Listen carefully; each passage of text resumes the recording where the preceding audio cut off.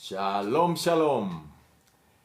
Esta semana estamos estudiando la parashá número 16, que se titula Beshalach y que traduce y envió. Y encontramos el comienzo de la parashá en Shemot, Éxodo 13:17 en adelante. Dice así la bendita palabra del Eterno. Y sucedió que cuando el faraón Beshalach hubo enviado al pueblo, no los guió Elohim por el camino de la tierra de los filisteos, aunque era el más próximo. Pues dijo Elohim, no sea que se arrepienta el pueblo al ver la guerra y se vuelva a Egipto. Devarim Hashem. En esta ocasión vamos a comenzar el estudio de la parashá, el estudio de la porción semanal como buenos judíos, de atrás hacia adelante. Nos vamos a centrar en el último párrafo, cuando la Torá nos relata lo sucedido entre Israel y Amalek. Vamos a Shemot 17, del 8 en adelante. Dice así la bendita palabra del Eterno. Vinieron los amalecitas y atacaron a Israel en Refidim. Moshe dijo a Yehoshua, elígete algunos hombres y sal mañana a combatir contra Amalek. Yo me pondré en la cima del monte con el cayado de Elohim en mi mano. Yehoshua cumplió las órdenes de Moshe y salió a combatir contra Amalek. Mientras tanto, Moshe, Aarón y Hur subieron a la cima del monte. Y sucedió que mientras Moshe tenía alzadas las manos, prevalecía Israel. Pero cuando las bajaba, prevalecía Amalek. Se le cansaron las manos a Moshe y entonces ellos tomaron una piedra y se la pusieron debajo.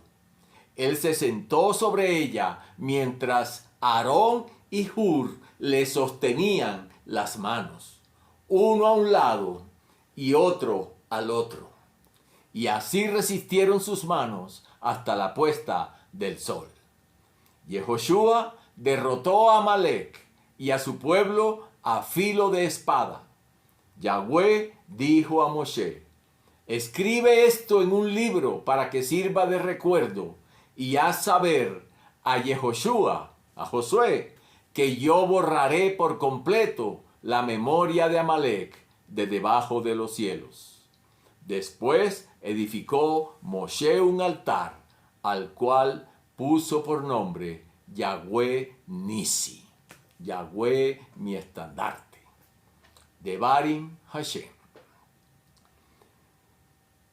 Perdón, y sigue el 16. Repetimos el 15 para que no nos quede incompleto. Después edificó Moshe un altar al que puso por nombre Yahweh Nisi, diciendo, la bandera de Yahweh en la mano. Yahweh está en guerra con Amalek de generación en generación. Devarim Hashem, ahora sí. La eterna lucha entre el bien y el mal. En cada generación hay un representante de Moshe, Israel.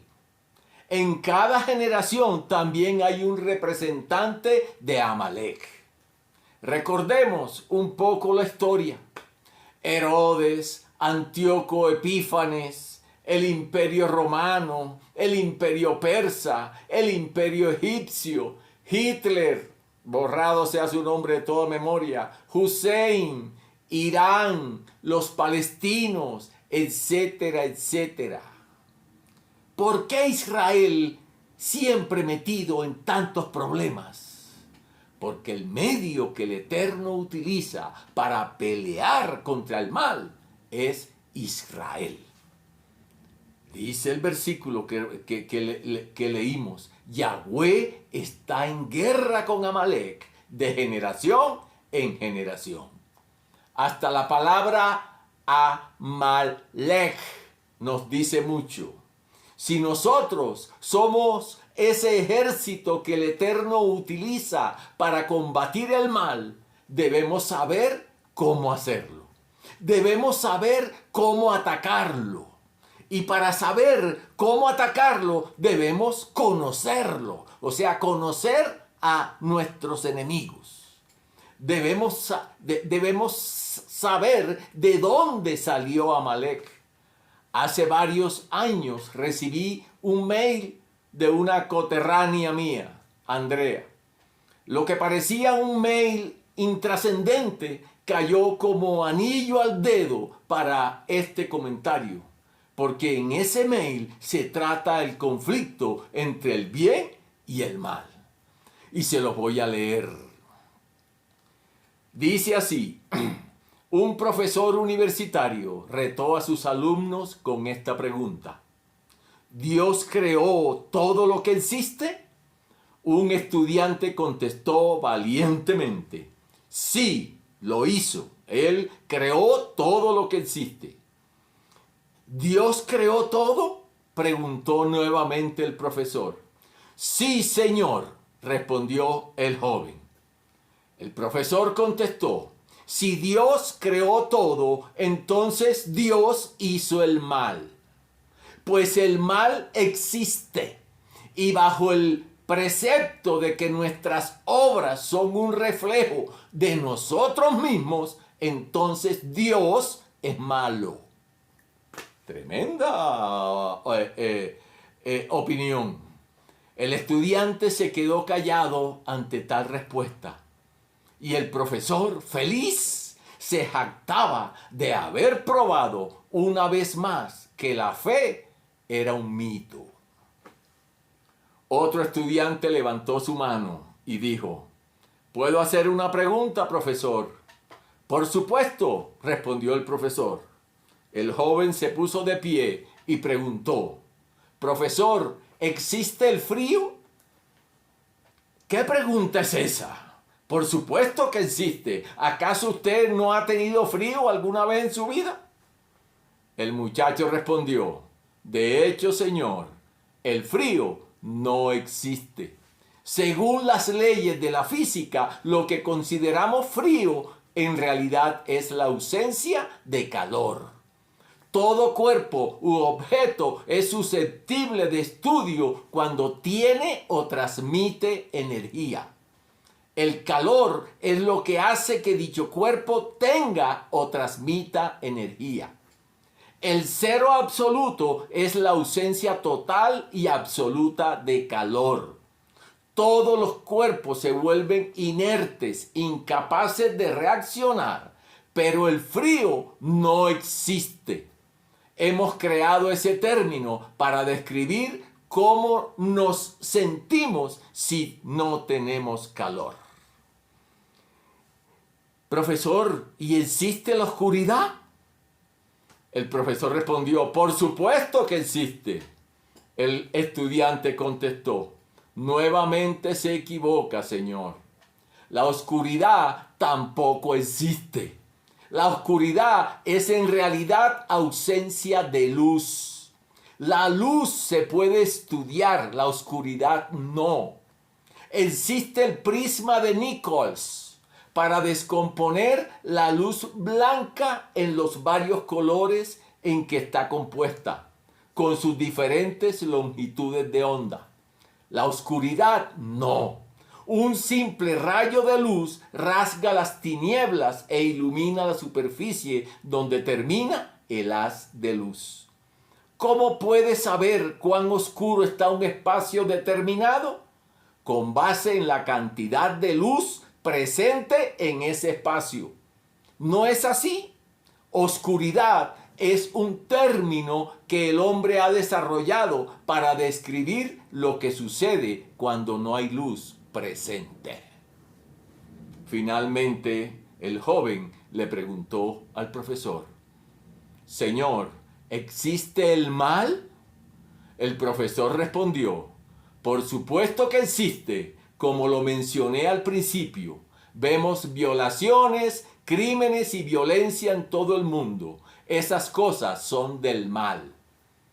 A lo que el estudiante respondió: el mal no existe, señor, o al menos no existe por sí mismo. El mal es simplemente la ausencia de Elohim. Es, al igual que los casos anteriores, un término que el hombre ha creado para describir esa ausencia de Elohim. Elohim no creó el mal.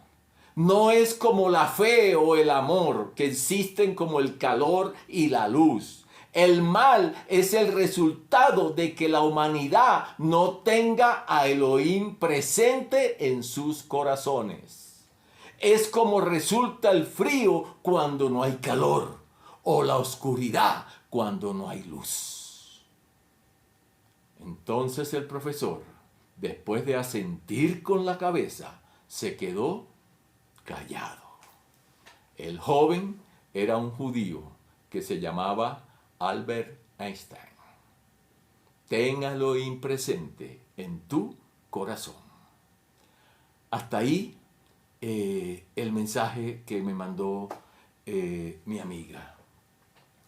Interesante, ¿cierto? Bastante interesante. Sobre todo cuando queremos vencer el mal que hay en cada uno de nosotros. Romanos 7:15. Vamos a ver qué dice la Sagrada Escritura. Realmente mi proceder no lo comprendo, pues no hago lo que quiero, sino que hago lo que aborrezco. Repetimos.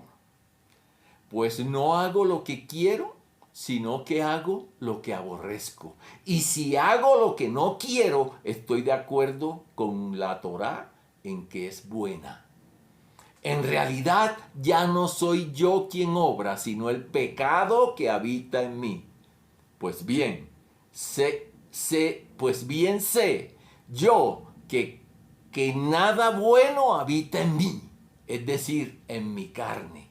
En efecto, querer el bien lo tengo a mi alcance, mas no el realizarlo.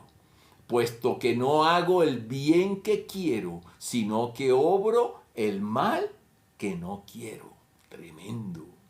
Y si hago lo que no quiero, no soy yo quien lo obra, sino el pecado que habita en mí.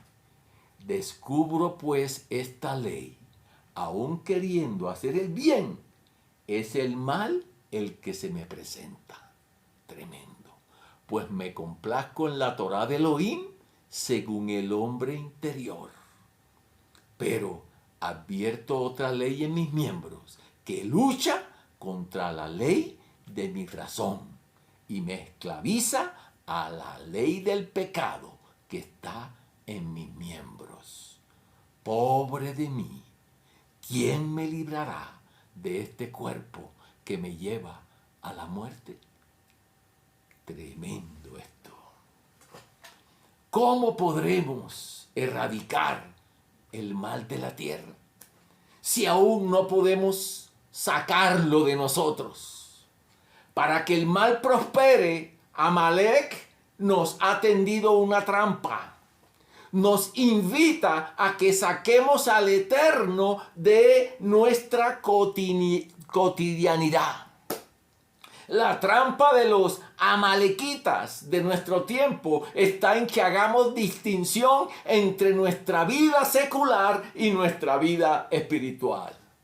Amalek quiere que mientras estemos en nuestras labores diarias no nos acordemos del Eterno. Amalek quiere que únicamente nos acordemos del Eterno un ratito en la mañana, en el Shahari, sí. Otro en la noche, en el Arbit, sí, y también en Shabbat. Pero que en el resto del tiempo nos dediquemos exclusivamente a lo secular. Eso hará que siempre estemos despreocupados. absorbiendo todo lo que el mundo a nuestro alrededor nos enseña. No nos hemos dado cuenta que no hay diferencia entre lo secular y lo espiritual. No nos hemos dado cuenta que todo lo que pasa a nuestro alrededor tiene que ver con lo espiritual. Es la constante lucha entre el bien y el mal. Y si sacamos al Eterno de nuestra cotidianidad, perdemos la lucha.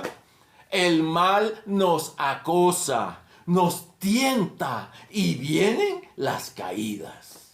En la porción que estamos estudiando se nos dice, allá en el Pasuk 10, Josué cumplió las órdenes de Moshe y salió a combatir contra Amalek. Mientras tanto, Moshe, Aarón y Hur subieron a la cima del monte.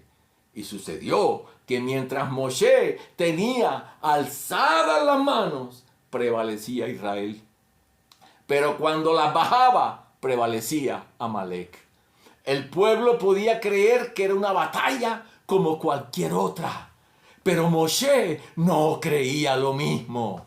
El Eterno le había enseñado lo que a nosotros años más tarde nos confirmaría. Efesios 6. Hace poco estuvimos estudiándolo también. Efesios 6, 11. Revestidos de las armas de Elohim para poder resistir a las acechanzas de Hasatán. Porque nuestra lucha no es contra la carne y la sangre, sino contra los principados, contra las potestades, contra los dominadores de este mundo tenebroso, contra los espíritus del mal que están en las alturas. Por eso, tomad las armas de Elohim para que podáis resistir en el día malo y después de haber vencido todo, manteneros firmes. Moshe sabía que todo tiene un trasfondo espiritual. Por eso Moshe metió al Eterno en la pelea. ¿Cómo? Orando, levantando las manos al cielo. Si Elohim es con nosotros, ¿quién contra nosotros? Dice otro pasaje. Ahora sí podemos entender un pasuk, un versículo corto, pero muy conocido. Tesaloniquín Aleph, primera de Tesalonicenses 5:17. Dice la Sagrada Escritura, orad sin cesar. Orad sin cesar. ¿Qué quiere decirnos el Eterno con ese pasuk, con ese versículo? ¿Que tenemos que pasarnos de rodillas las 24 horas del día? Porque eso sería lo que significa sin cesar, siempre. Pero lo que Elohim nos quiere enseñar es que siempre lo tengamos presente. Cada hora, cada minuto, cada segundo del día. Que cada cosa que hagamos seamos conscientes que la hacemos para el Eterno. ¿Para qué? Para que erradiquemos el mal de nuestra vida. Y así entonces poder colaborar para erradicar el mal de nuestra familia, de nuestro barrio, de nuestra ciudad, de nuestro país, etcétera, etcétera. Es la única manera como Amalek, que es un agente de Hasatán, nos dejará tranquilos. Vamos a Jacob, Santiago 4. Santiago 4:7. Someteos pues a Elohim, resistid a Hasatán, y él huirá de vosotros. Acercaos a Elohim, y él se acercará a vosotros. Purificaos pecadores las manos, limpiad los corazones, hombres irresolutos. ¿Cómo someternos y acercarnos al Eterno? En la cultura hebrea, esa cultura que el Eterno nos reveló en las Sagradas Escrituras, encontramos muchas herramientas para facilitarnos esa tarea. Por ejemplo, los Itziot los flecos que el Eterno ordenó que usáramos diariamente en las puntas de nuestros vestidos. Eso está en Bamidbar, Números 15. Para cuando los viéramos, nos acordáramos que tenemos que cumplir sus mandamientos. Si hacen parte de nuestra indumentaria diaria, entonces a cada momento los vamos a ver y por lo tanto siempre vamos a tener presente al Eterno en nuestra vida. La kipá que utilizamos sobre nuestra cabeza para estar conscientes que siempre, donde quiera que estemos, en el lugar que sea, siempre estamos en su presencia. La mezuzá, que todo judío coloca en las puertas de su casa en obediencia al mandamiento de Devarim 6:9 en adelante. Y que cada vez que salimos o entramos, la tocamos con la mano, nos llevamos los dedos a los labios y decimos que tu palabra esté siempre en mi boca. Muchos desprecian todas estas herramientas que el Eterno nos da y las consecuencias no se demoran en aparecer. Tibieza espiritual, mucha gente tendida en el camino porque no hacen caso de las advertencias que el Eterno nos da en su palabra. Kefa Aleph, Primera de Pedro 5:6. Dice así la Sagrada Escritura: humillaos pues bajo la poderosa mano de Elohim, para que llegada la ocasión os ensalce. Confiadle todas nuestras preocupaciones, pues Él cuida de vosotros. Sed sobrios y velad. Sed sobrios y estad atentos. Vuestro adversario, Hasatán, ronda como león rugiente, buscando a quien devorar. Meditemos acerca de todo esto y hagamos correctivos para que ayudemos a que el mal se vaya de nuestra vida. Yahshua corroboró todo esto que estamos diciendo. Cuando le preguntaron cuál es el principal mandamiento, él contestó en Yohanan Mordejai, Marcos 12, 28 al 30, lo que está escrito en Devarim, en Deuteronomio 6, del 4 en adelante. Escucha, obedece. Obedece lo que escuchas, Israel, como quien dice, acuérdate de los mandamientos, obedécelos. Ahí están los tzitzit de ayuda. Yahweh nuestro Elohim es el único Elohim. Amarás a Yahweh tu Elohim con todo tu corazón, con toda tu alma y con toda tu fuerza económica. Queden en tu corazón estas palabras que yo te dicto hoy. Se las repetirás a tus hijos. Les hablarás de ellas tanto si estás en casa como si vas de viaje, así acostado como levantado. Las atarás en tu mano como una señal y serán como insignia entre tus ojos. Y aquí está esta otra herramienta, los tefilín, que el Eterno nos dice herramientas, y las escribirás en las jambas de tu casa y en tus puertas. Y ahí está la mezuzá. Este es el famosísimo Shema. Ahora entendemos por qué repetimos esta porción 3 veces al día. Herramientas que el Eterno pone a nuestra disposición para combatir el mal. Pensemos. Shalom, shalom. Un abrazo.